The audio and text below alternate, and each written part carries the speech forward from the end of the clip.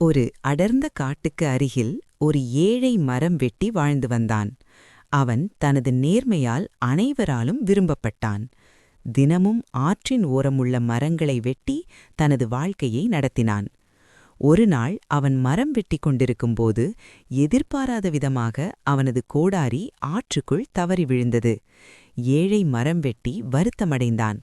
ஐயோ, எனது ஒரே வாழ்வாதாரம் போய்விட்டதே என்று வருத்தத்துடன் அழுது கொண்டிருந்தான். அப்போது ஆற்றுக்கு அதிபதியான ஒரு தேவதை அவனது அழுகுரல் கேட்டு வெளிவந்தாள். குழந்தாய், ஏன் அழுகிறாய் என்று தேவதை கேட்டாள். மரம் வெட்டி நடந்ததை கூறினான். தேவதை ஒரு தங்கக் கோடாரியை அவனிடம் கொடுத்து, இது உனது கோடாரியா என்று கேட்டாள். இல்லை தாயே, இது எனது கோடாரி இல்லை, எனது கோடாரி இரும்பு கோடாரி என்று நேர்மையுடன் பதிலளித்தான்.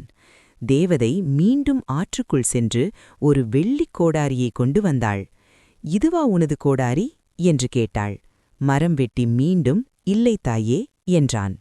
மூன்றாவது முறையாக ஆற்றுக்குள் சென்று தேவதை அவனது பழைய இரும்பு கோடாரியை கொண்டு வந்தாள். அதை பார்த்த மரம் வெட்டி மகிழ்ச்சியில் துள்ளினான். ஆம், இதுதான் எனது கோடாரி என்றான்.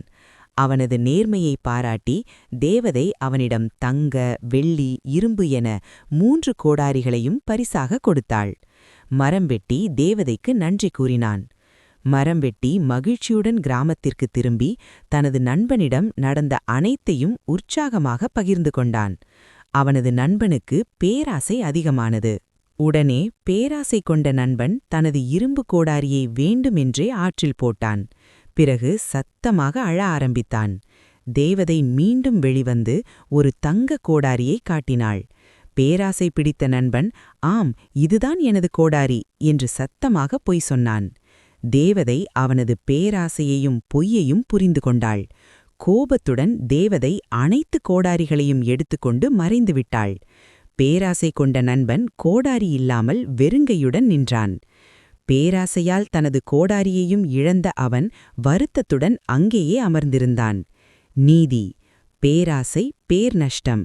Greed leads to loss.